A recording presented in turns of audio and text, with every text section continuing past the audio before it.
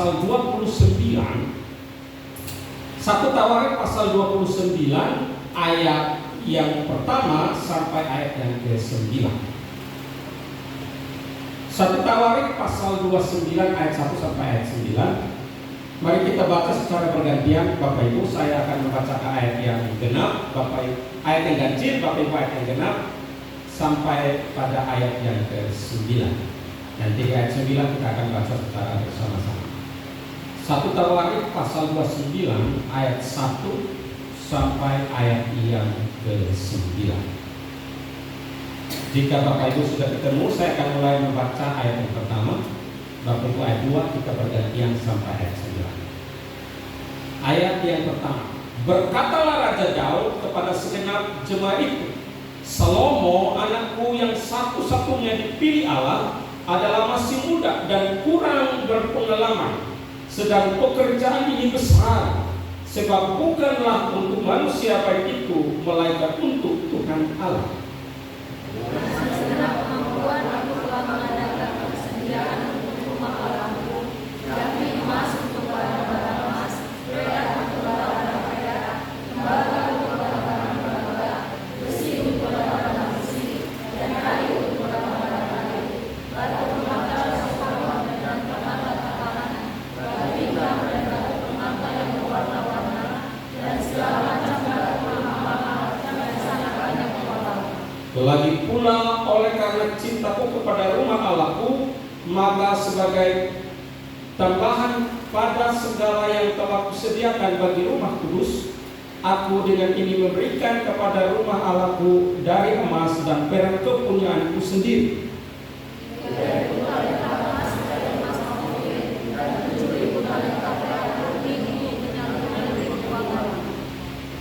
Yakni emas untuk barang-barang emas dan perak untuk barang-barang perak, dan untuk segala yang dikerjakan oleh tukang-tukang. Maka siapakah pada hari ini yang rela memberikan persembahan kepada Tuhan?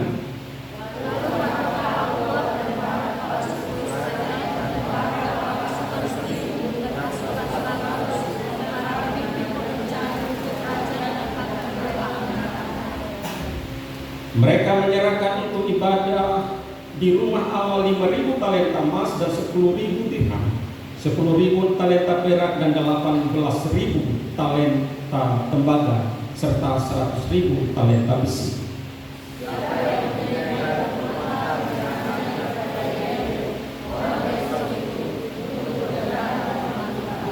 Ayat 9 mari kita baca sama-sama. 1, 2, 3. Barang siapa sebab dengan tulus hati mereka memberikan persembahan sukarela kepada Tuhan, juga Raja Daud sangat bersukacita. Demikian jauh firman Tuhan untuk kita pagi ini. Bapak Ibu yang dikasihi Tuhan, saya memberi tema untuk kita adalah memberi dengan tulus dan sukarela kepada Tuhan. Memberi dengan tulus dan sukarela kepada Tuhan. Saudara-saudara yang dikasihi Tuhan, pemberian terbesar Allah bagi manusia adalah ketika Ia memberikan anaknya yang tunggal, yaitu Kristus, untuk menebus dosa-dosa manusia. Ini adalah pemberian Allah yang terbesar bagi manusia.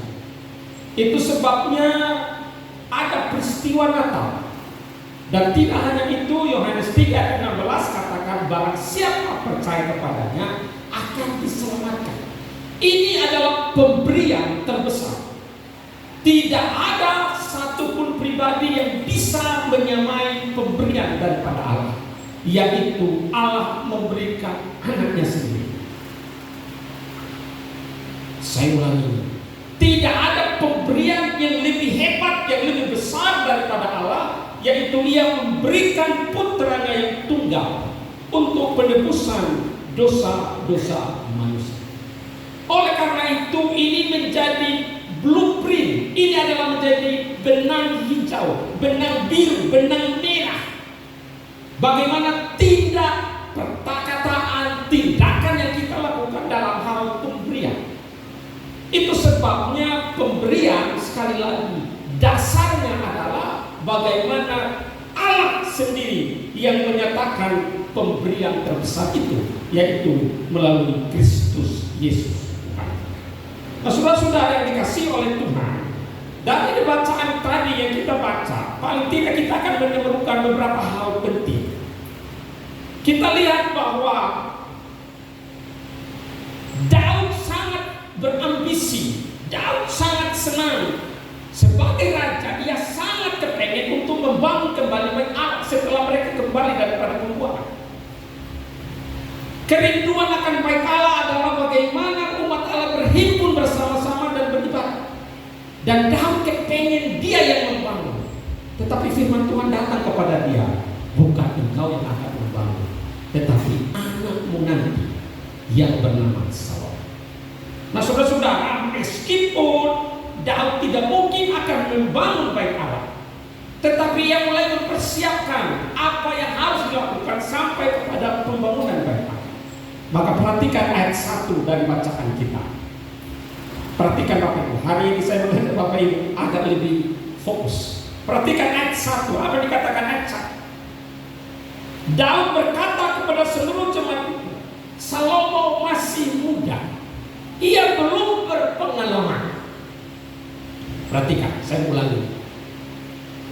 Salomo masih muda, ia kurang pengalaman. Karena itu, maka Daud mulai menyiapkan apa yang menjadi keperluan kebutuhan dalam pembangunan rumah. Salomo masih muda, kurang berpengalaman. Saudara-saudara yang dikasihi oleh Tuhan, memang dalam membangun satu gedung, misalnya satu rumah, memang dibutuhkan pengalaman. Saya bercerita sedikit, setelah tamat kuliah, saya itu langsung ditempatkan pelayanan di Aceh. Dan selama 5 tahun, saya tidak pernah berkhotbah. Tetapi 2 bulan saya di-training untuk membangun rumah. Dan bulan pertama saya stres. Saya bilang kepada pimpinan saya, orang bule waktu itu, namanya Pak Mark. Saya bilang, Pak Mark, rasanya sia-sia saya sekolah 5 tahun.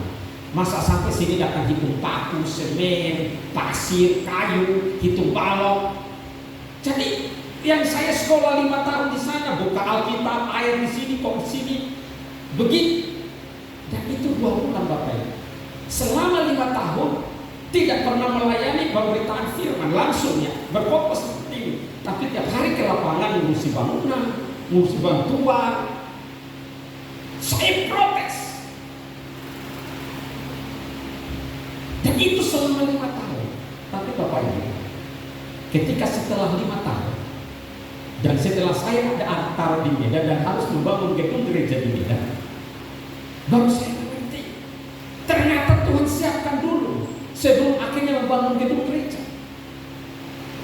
Sehingga waktu mengerjakan pembangunan gedung gereja, tukang gak bisa nokohi saya. Perhitungan saya lebih tajam daripada tukang.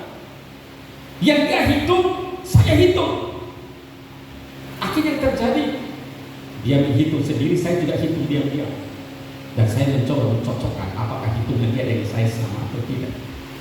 Pada akhirnya hitungan saya jauh lebih akurat daripada punya dia. Saudara-saudara, ini bicara pengalaman dalam pembangunan, dan saya percaya setiap kita perlu pengalaman. Dalam membangun apapun kita perlu pengalaman. Di dalam rumah tangga, membangun bisnis, membangun rumah, bangun apa saja, perlu pengalaman. Karena itu menjadi guru yang sangat penting. Nah, hal yang menarik Bapak Ibu adalah dalam membangun Bait Allah, dan katakan Salomo masih muda, kurang pengalaman. Karena itu ia perlu dibantu, karena itu ia perlu ditolong, karena itu dia perlu dibantu menyiapkan segala sesuatu. Bapak Ibu lihat ayat 1. Ini bentuk daripada sayangnya Daud kepada yang tahu ini tugas tidak mudah, membangun rumah Allah, membangun Bait Allah tidak mudah. Karena itu ia perlu orang lain, ia perlu jemaat Tuhan, ia perlu para kepala-kepala pasukan, kepala puak dan yang lainnya. Nanti kita akan lihat di ayat yang ketiga. Ini yang pertama Bapak Ibu yang dikasih itu. Nah, yang kedua Bapak Ibu bisa lihat di ayat masih ayat yang pertama. Kenapa Daud begitu kokoh ingin membangun bait Allah?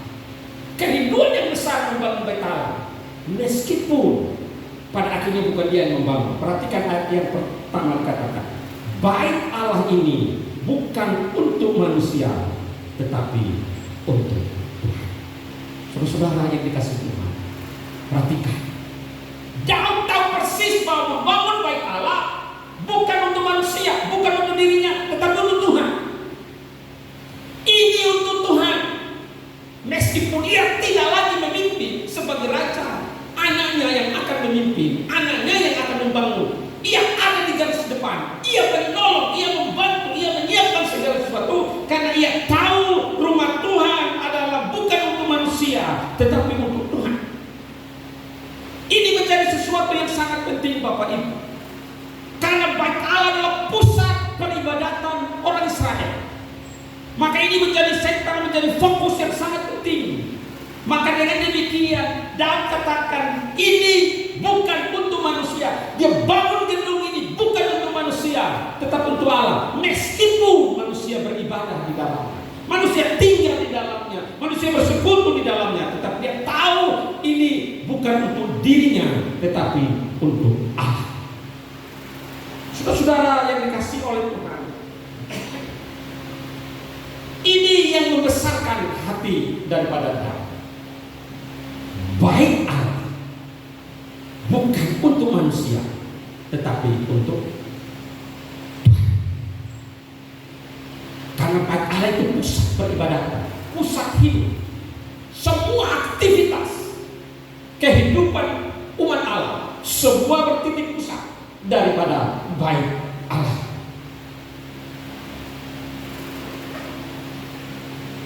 Oleh karena bait Allah bukan untuk manusia tetapi untuk Allah, maka perhatikan ayat yang kedua.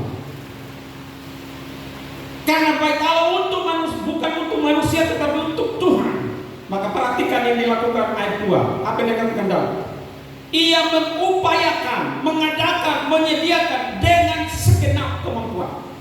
Perhatikan Bapak Ibu, semua kemampuan apa yang ada padanya dia berupaya dengan sekuat tenaga. Apa yang bisa ia lakukan supaya rumah Allah ini bisa berdiri, bait Allah ini bisa berdiri, mengadakan, mengupayakan. Wah, ini ayat 2 itu sangat benar, Bapak Ibu perhatikan sana. Dengan segenap kemampuan, segenap kemampuan. Ini berarti apa yang ada pada dia, dia berjuang maksimal untuk bisa membangun rumah Allah. Ayat yang ketiga, Bapak Ibu perhatikan, mengupayakan maksimal semua kemampuannya. Tetapi ayat ketiga dia katakan, karena itu ia memberikan segala sesuatu karena cintaku kepada rumah Allah. Perhatikan ayat itu. Apa kata? Gak bisa ditampilkan. Boleh ditampilkan? Saya mau, tadi saya sudah bilang, ini tolong ditampilkan supaya Bapak, jangan Bapak yang berbicara, saya hanya ngomong. Bisa nggak ditampilkan?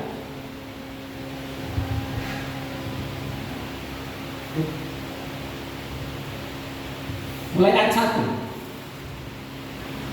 Ayat 1. Perhatikan. Tadi saya jadi ulang jadi. Saya mau mengajak kita sama-sama untuk berpikir bersama supaya kita tahu. Perhatikan ayat 1. Salomo anakku satu-satunya pilihan Allah, masih muda dan kurang berpengalaman. Ini katakan. Tapi poin yang kedua, perhatikan di mana. Sebab bukanlah untuk manusia baik itu, melainkan untuk Tuhan Allah. Baik Allah bukan untuk manusia, tetapi untuk Tuhan. Daud memberi yang terbaik untuk Tuhan, karena ia tahu meskipun rumah itu dipakai oleh manusia, tapi dia tahu tempat itu bukan milik manusia, tetapi untuk Tuhan. Ayat yang kedua, perhatikan apa dikatakan di ayat yang kedua. Karena itu bukan untuk manusia, tetapi untuk Allah. Maka ayat itu katakan, ia mengupayakan dengan segenap kemampuan. Dengan segenap kemampuan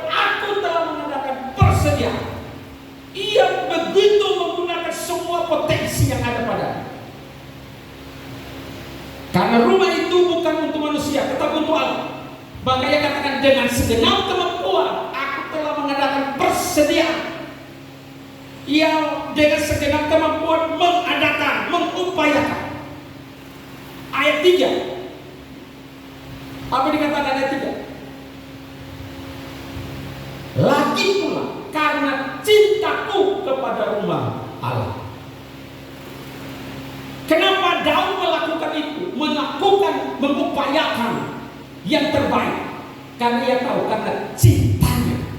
Perhatikan Bapak Ibu ya. Karena cintaku pada rumah Allah. Cinta akan rumah Allah. Cinta akan bait Allah. Karena itu ia berupaya apapun yang ia lakukan. Karena cintanya kepada Allah. Perhatikan, kalau sesuatu dilakukan karena bukan cinta, ini repot. Ini karena cintanya kepada Allah. Ia memberi karena cinta akan rumah. Masih ayat ketiga. Di bagian terakhir katakan apa? Ia memberi dari kepunyaannya sendiri. Nah, perhatikan baik-baik. Cintanya kepada rumah Allah, ia memberi, tapi bagian terakhir katakan dia memberi dari kepunyaannya sendiri. Bukan orang lain, tapi diri. Di ayat yang ketiga bagian akhir itu di sana dikatakan, lagi pula oleh karena cintaku kepada rumah Allah, maka sebagai tambahan pada segala yang telah kusediakan bagi rumah kudus, aku ini memberikan kepada rumah Allahku dari emas dan perak kepunyaanku sendiri. Bukan punya orang yang diambil dan dikasih, tapi dari punyanya sendiri. Artinya ia memberi dari milik kepunyaannya sendiri. Ayat yang ke-5.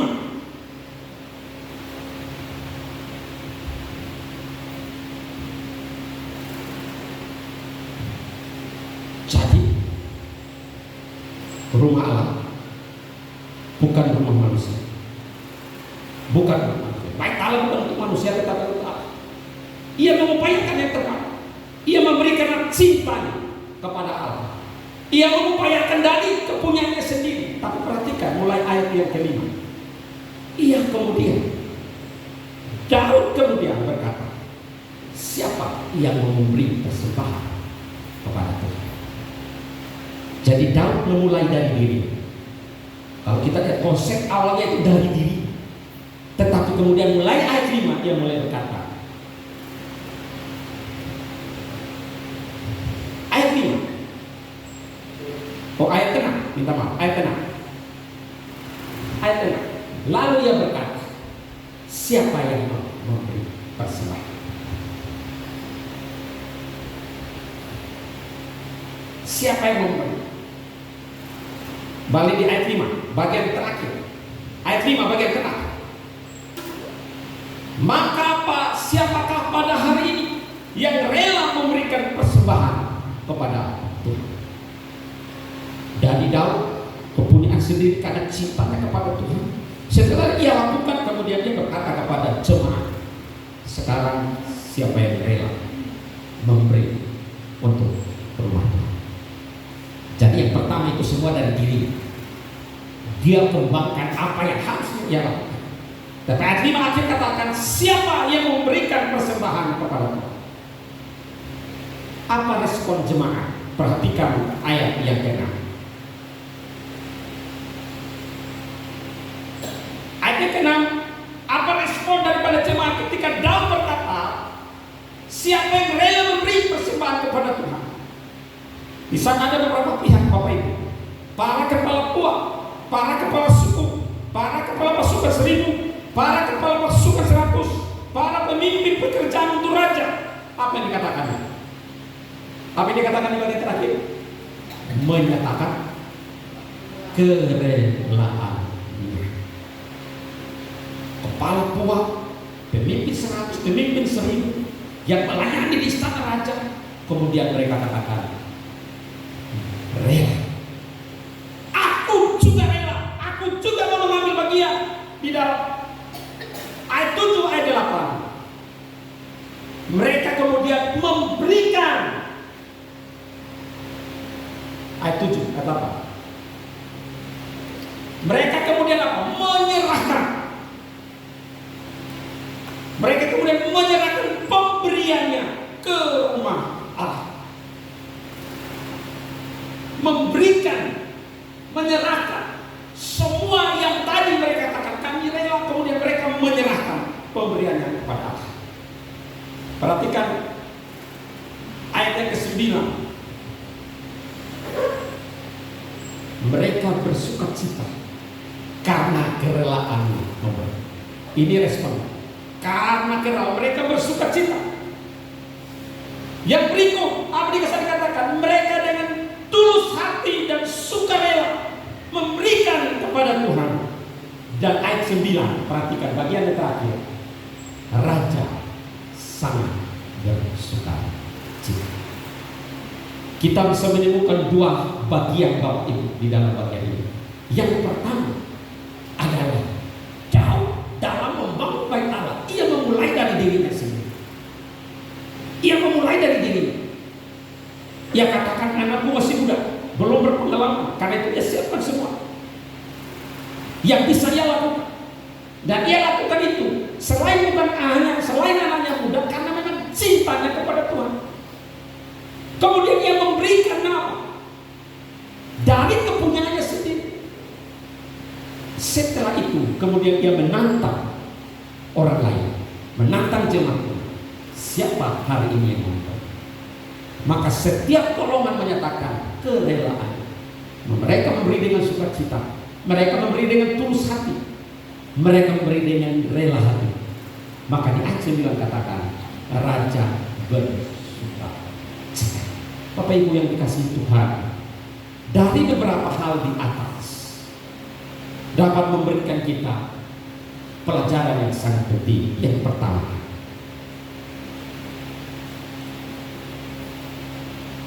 kalau kita rela memberi dengan sukacita, maka itu akan mendatangkan kebaikan kepada kita.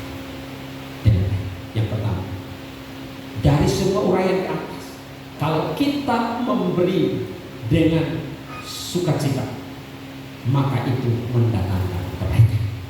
Bapak Ibu yang dikasihi Tuhan, Natal sudah dekat. Dan saya percaya setiap kita banyak toko riben. Kalau ikut 4 STM, 4 bayar. Pertanyaannya, sukacitakah hatimu nanti memberi? Ini pertanyaan.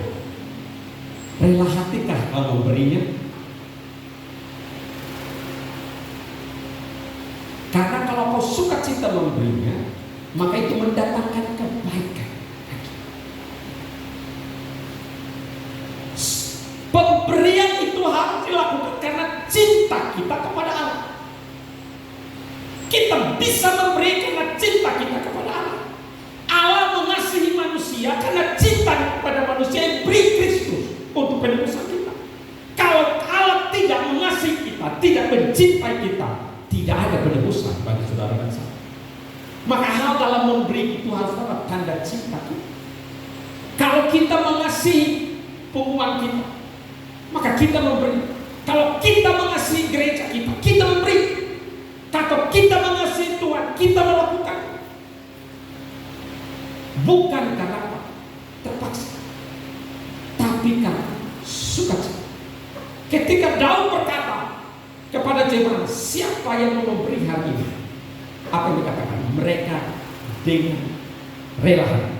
Mereka menyatakan kerelaannya dan menyerahkan pemberiannya dengan sukacita. Ini perkara pemberian kita harus dasari atas rasa sukacita kita. Apapun pemberian Bapak Ibu kepada siapapun orang, kalau itu tanpa sukacita, maka pasti tidak mendatangkan kebaikan dalam hidup Bapak. Kau memberinya sukacitanya, kau waktu kasih itu damaikan.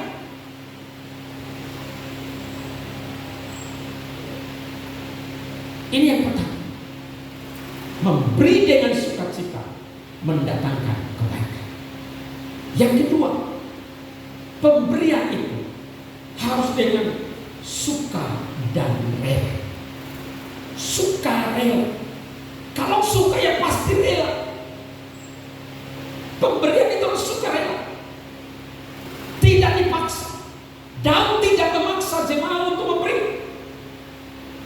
Tetapi ia berkata, siapa yang hari ini mau memberi persembahan? Siapa? Mereka menyatakan kerelaan. Pemberian kita harus dengan suka dan rela. Bapak Ibu, setiap pemberian kita, apakah Bapak Ibu rela? Suka tidak dalam setiap pemberian? Waktu belikan baju anak ini suka atau enggak? Rela apa enggak? Ya karena terpaksa, karena sudah Natal. Hati gelisah. Sebenarnya enggak mau, tapi gimana? Karena sudah Natal. Saudara pasti tidak kena. Pemberian kita itu harus suka dan rela. Suka rela. Tidak boleh tidak. Kalau pemberian kita dengan sukacita mendatangkan kebaikan, maka kalau saudara memberi dengan suka dan rela, maka yang ada adalah ikhlas. Ketika kita memberi dengan suka dan rela, maka ada keikhlasan. Tidak akan ada menuntut. Aku sudah kasih banyak ya. Aku sudah buat ini, apa yang kau beri? Tidak akan ada tuntutan karena ada keikhlasan. Karena suka dan rela. Tidak akan ada tuntutan di belakang. Karena ia lakukan dengan suka dan rela.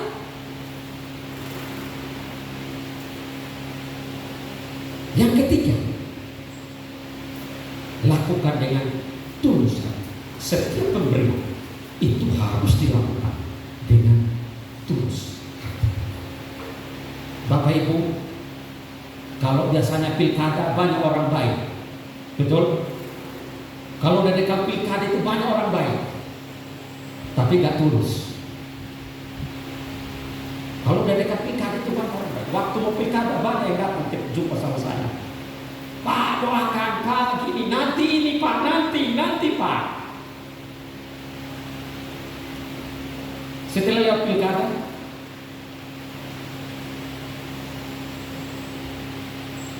masih datang lagi.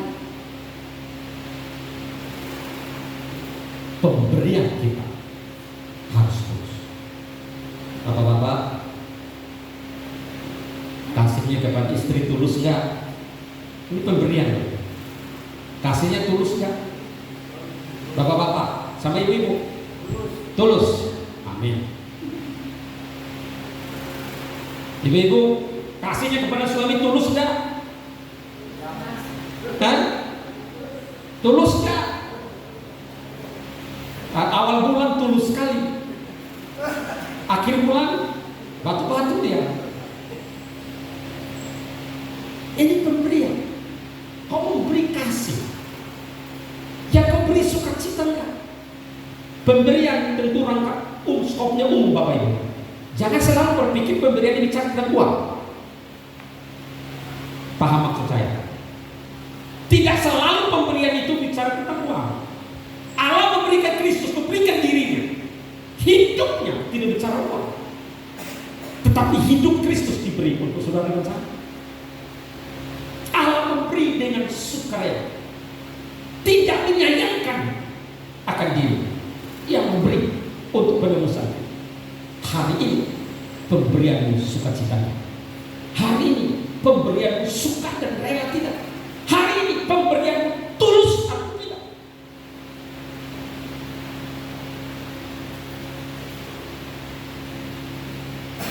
Yang terakhir, coba tampilkan ayat 9. Yang terakhir,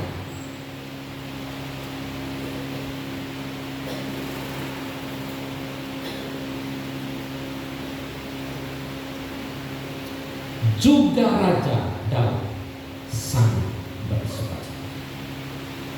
Pemberian membuat orang sukacita. Tuhan kira-kira senang nggak dengan pemberian? Dalam konteks ini adalah orang jemaat memberi untuk pembangunan bait Allah. dan Daud bersukacita atas respon daripada jemaat. Itu berarti Daud sangat bersukacita. Hari ini Bapak Ibu, Tuhan bersukacita nggak atas pemberian kita? Tuhan senang nggak atas pemberian? Tuhan senang nggak atas persembahan kita? Tuhan bersukacita tidak atas pemberian kita, persembahan? Semoga Ketua Pembangunan senang karena gedung ini sudah diselesaikan. Amin. Semoga majelis gereja sukacita karena saya datang ini sudah berubah, dan pemberian itu membuat orang bersukacita. Ini penting. Karena apapun yang kita lakukan harus ada dampaknya. Apa dampaknya? Dampaknya adalah orang yang senang, orang sukacita, orang bahagia. Semua yang kita lakukan. Bapak Ibu beli baju sama istri senang apa enggak? Karena intinya di sana. Bukan masalah mahal atau murah, tapi dia senang atau tidak menerimanya. Mau kasih dia 100 juta, tapi kalau dia lihat dia sendiri tidak senang, tidak ada nilai daripada itu. Maka dasarnya adalah beri dengan sukacita. Yang kedua, beri dengan suka dan rela. Yang ketiga, beri dengan tulus hati. Itu dasarnya. Kalau sukacita, kalau memberinya dengan suka dan rela, kalau memberinya tulus hati, pasti orang bersukacita. Itu pasti. Gak mungkin orang bersuka, pasti bersukacita. Saudara yang dikasih oleh Tuhan, masalah terbesar kita di zaman sekarang adalah budaya hedonis. Budaya hedon yang baru ini menurut saya dalam 5 atau 10 tahun terakhir ini menjadi budaya yang sangat baru, dan ini merambah kepada semua lapisan masyarakat, tidak kenal status sosial. Dulu biasanya orang hedon itu hanya orang-orang yang punya penghasilan yang cukup, yang mapan. Tetapi budaya hedon sekarang adalah membuat orang tidak peduli kelasnya seperti apa, yang penting tampil hedon. Karena hedon inilah, maka kemudian banyak pemberian itu kemudian tidak menjadi sukacita. Banyak pemberian tidak menjadi sukarela, apalagi tulus. Ada istilah zaman sekarang yang namanya adalah quality time untuk diri. Me time katanya.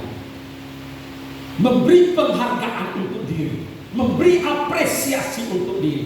Karena apresiasi untuk diri inilah, maka pada akhirnya pemberian banyak yang tidak tulus. Suatu hari anak kami dapat ranking di sekolah. Karena memang kami nggak pernah bilang kamu harus ranking di sekolah, nggak ada.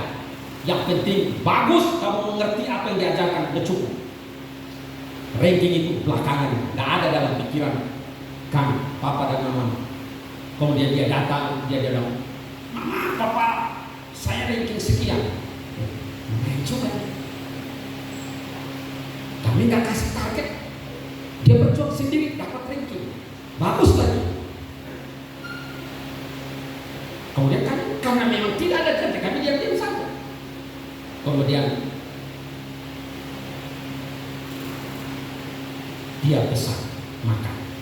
Hari ini saya mau me time dengan diri saya. Saya mau kasih apresiasi untuk diri saya. Dia pesan GoFood, dia pesan mie, dia pesan minuman, dia pesan datang, dia taruh di depan sini, kemudian dia makan. Kami lihat dia, inilah anak zaman sekarang. Memberi apresiasi untuk diri sendiri. Memang sebelumnya ditanya, papa mau nggak, mama mau nggak? Kami bilang enggak. Mau kasih apresiasi untuk diri sendiri. Biasanya orang yang memberi apresiasi untuk diri kan, kalau saya orang lain memberi atau kita memberi apresiasi kepada orang. Ini sekarang memberi apresiasi untuk diri sendiri, memberi penghargaan untuk diri sendiri. Me time kata. di sisi yang lain itu tidak salah.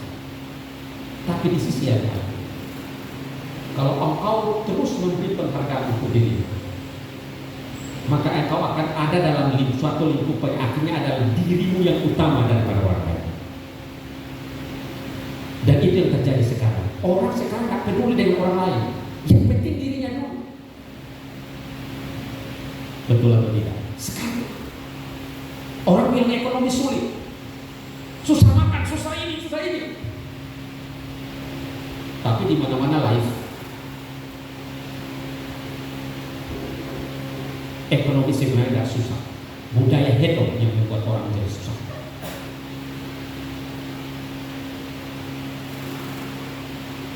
Berapa waktu terakhir saya sering lihat di TikTok, orang sawer sama orang lain, rela melakukan apa saja. Kenapa orang rela menyawer? Kenapa dia tidak bantu orang lain? Kenapa dia harus menyusahkan orang lain kalau mau membantu orang lain? Kenapa dia nggak datang? Kalau nggak ada beras, langsung dikasih beras. Kalau orang itu perlu, kenapa dia nggak langsung kasih kerjaan? Tapi sekarang suruh dia kulit-kulit, mandi lumpur, dikasih hadiah. Itu kan sekarang. Ekonomi susah, nggak susah ekonomi. Kenapa dia rela memberi? Hebat. Maka akhir-akhir ini banyak orang tidak mau memberi. Katanya ekonomi sulit dan sulit. Bukan, karena budaya hedonisme menguasai diri. Minta untukku, mencari apresiasi, mencari penghargaan. Kalau di TikTok itu orang bilang, ininya sultannya masuk, ini sultannya masuk. Apa? Penghargaan untuk diri. Itu sebabnya kemudian pemberian itu menjadi kurang. Kenapa? Karena budaya hedonisme begitu. Saudara-saudara yang dikasihi Tuhan, hari ini engkau dan saya diingatkan tentang satu hal itu, bahwa pemberian kita kepada Allah tentu pasti kepada siapapun juga. Kalau engkau memberi dengan sukacita, engkau suka dan rela. Kalau suka dan rela akan ikhlas. Engkau melakukannya dengan tulus hati.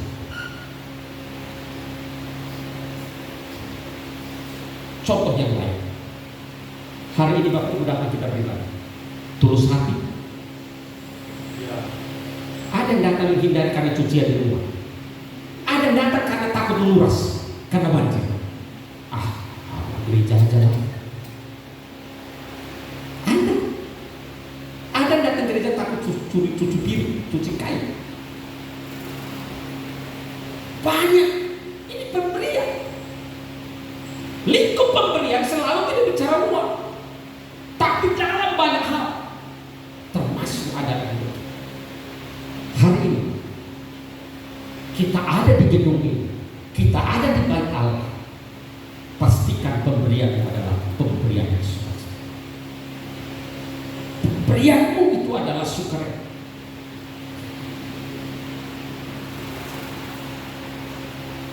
Pemberian itu adalah tulus hati.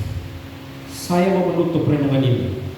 Mari kita baca 2 Korintus pasal 9.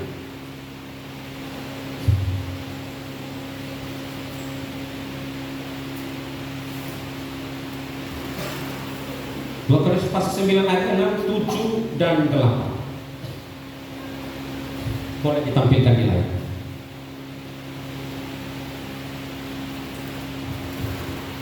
2 Korintus pasal 9 ayat 6, 7 dan 8.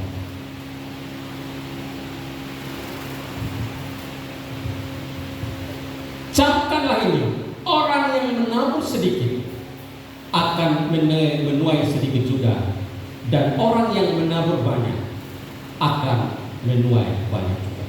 Ini bertentangan dengan hukum ekonomi. Betul ya? Camkan, orang yang menabur sedikit akan menuai sedikit, dan orang yang menabur banyak akan menuai banyak. Banyak memberi, banyak mendapat. Sedikit memberi, sedikit mendapat. Saya kalau cerita tentang yang begini Bapak Ibu, pengalaman terlalu banyak.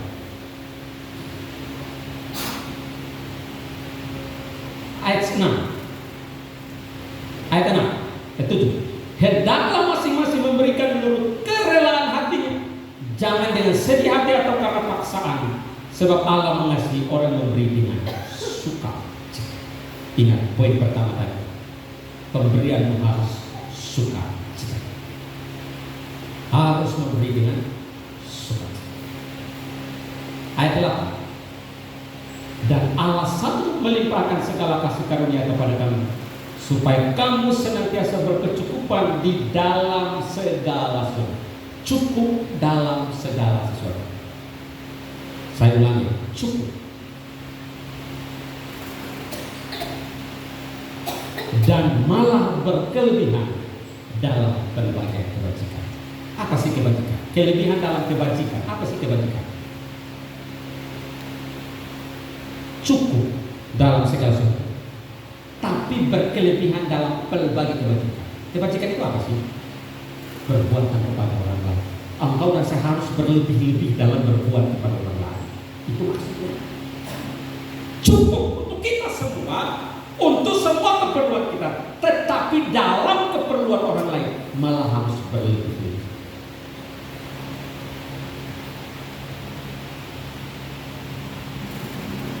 Kebajikan, perbuatan baik kepada orang, halayak ramai, kepentingan orang, itu kebajikan.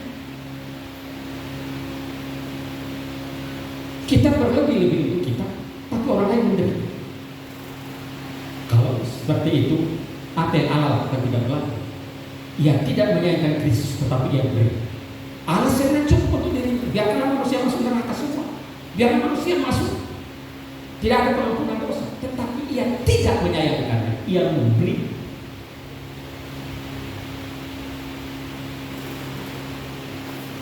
Karena itu Bapak Ibu, memberi, biarlah memberi dengan sukacita, suka dan rela. Kalau orang suka pasti rela. Pasti. Dimanapun dia datang, karena dia pasti.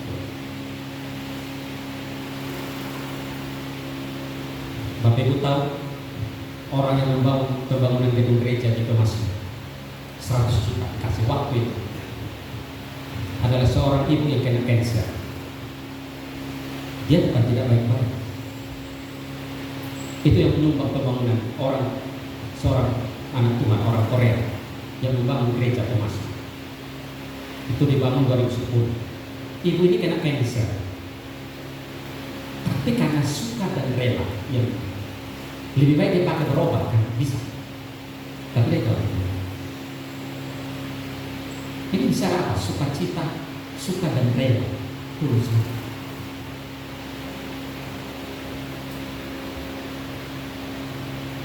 Dan pemberian yang mendatangkan sukacita. Salah satu gereja berdiri, banyak umat Tuhan ada di dalam beribadah, banyak sukacita, tapi dia menahan sakit sampai Tuhan panggil dia.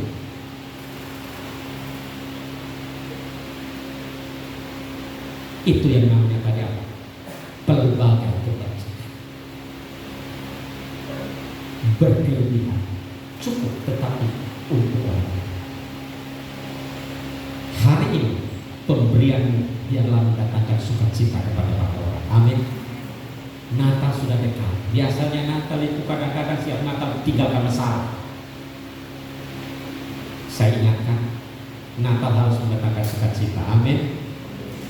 Natal tidak mendatangkan marah-marah di belakang, tapi Natal mendatangkan sukacita. Amin. Karena pemberian itu sukacita, karena pemberian itu suka dan rela, karena pemberian itu satu.